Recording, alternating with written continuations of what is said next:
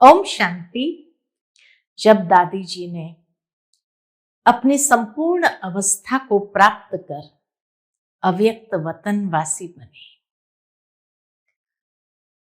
दादी प्रकाशमणि जी ने साकार बाबा के जाने के बाद इस ईश्वरीय यज्ञ की बागडोर संभाली और उस समय से लेकर के एकनिष्ठ होकर के हर कार्य यज्ञ का बहुत सुचारू रूप से चलाया।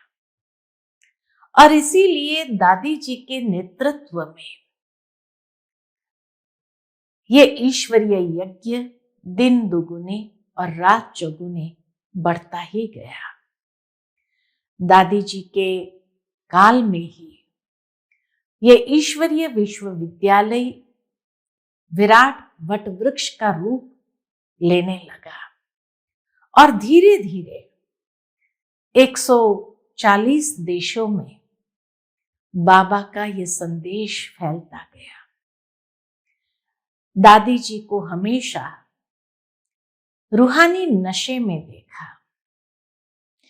दादी जी को बाबा की एक एक श्रीमत पर जैसे आज्ञाकारी होकर चलने का प्रैक्टिकल स्वरूप देखा। चाहे अमृत वेले से लेकर रात्रि तक कभी भी कोई भी प्रकार की श्रीमत का कहीं पर भी भूल से भी उल्लंघन नहीं होता था। ये नहीं कि बाबा आज ये बात मेरे से भूल हो गई, नहीं। शुरू से ही कहा जाता दादी जी का प्यार बाबा के साथ बहुत घनिष्ठ था। इसीलिए बाबा दादी जी को भी मुन्नी मम्मा कहते थे, छोटी मम्मा। दादी जी और मम्मा स्कूल डेज में क्लासमेट्स थे, एक ही बेंच पर बैठकर पढ़ते थे। मम्मा अपनी योग्यता से मम्मा हो गई, लेकिन दादी जी छोटी मम्मा रही। और इसीलिए बाबा ने शायद ड्रामा में ये सीन रखा था कि मम्मा बाबा के साथ रह करके एक अलग तरीके से यज्ञ वत्सों की पालना करती रही। तो बाबा के बाद की जो पालना की आवश्यकता थी, जब मम्मा बाबा दोनों ही अव्यक्त हो गए, तो यज्ञ को ऐसे सुचारू रूप से चलाने के लिए बाबा ने दादी जी को रखा था। दादी जी इतने निमित्त भाव, निर्माणता से और निर्मल वाणी से इस यज्ञ को चलाते रहे, सब यज्ञ वत्सों को पालना देते रहे और आगे बढ़ाते रहे। हर कोई ने ये महसूस किया कि आज यज्ञ में अगर वो आगे बढ़े हैं तो दादी जी के कारण बढ़े हैं। दादी जी कभी किसी को पीछे नहीं रखती थी, हर एक को आगे बढ़ाने का कार्य करती थी और इसीलिए शायद दादी सबसे आगे रही।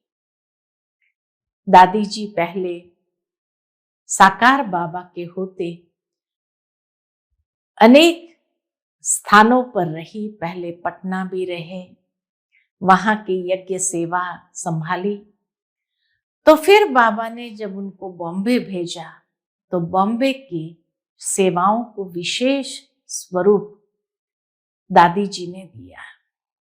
हमारे परम आदरणीय निर्वैर भाई जी, रमेश भाई जी की जो पालना की, दादी जी ने बॉम्बे में ही पालना दी और उन्हें ऐसे योग्य बनाया, श्रेष्ठ बनाया, जो यज्ञ के वरिष्ठ भाई के रूप में जाने गए।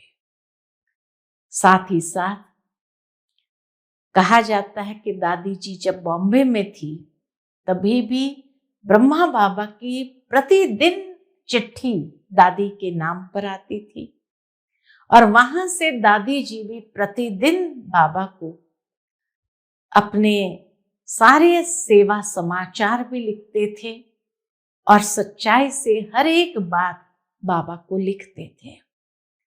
तो इतनी सच्चाई सफाई दादी के दिल में थी, इतने निरहंकारीपन दादी जी के अंदर था, और इसीलिए बाबा के दिल तख्त पर हमेशा विराजमान देखा।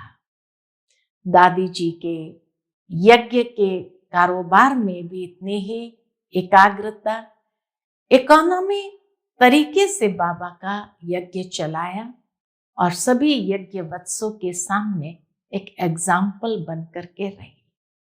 दादी जी की विशेषताओं का वर्णन करें तो कभी अंत नहीं हो सकता, लेकिन आज दादी जी की पुण्य स्मृति दिवस पर हम सभी की बहुत हार्दिक भावपूर्ण भावांजलि कहो, श्रद्धांजलि कहो, हम दिल से अर्पित करते हैं और दादी जी को सदैव अपने आदर्श मानते हुए सदा उनके समान बनने का लक्ष्य रखते हैं।